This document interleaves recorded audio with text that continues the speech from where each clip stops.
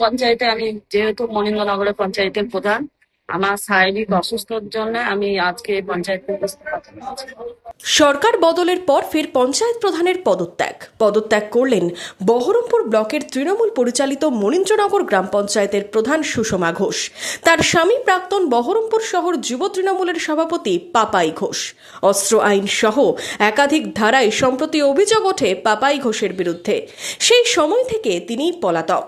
এর মধ্যেই শনিবার বহরমপুর বিডিও অফিসে গিয়ে ইস্তফা পত্র জমা দিলেন সুষমা ঘোষ। এর আগে ইস্তফা দিয়েছেন বহরমপুর পঞ্চায়েত সমিতির সভাপতি আইজউদ্দিন মণ্ডল।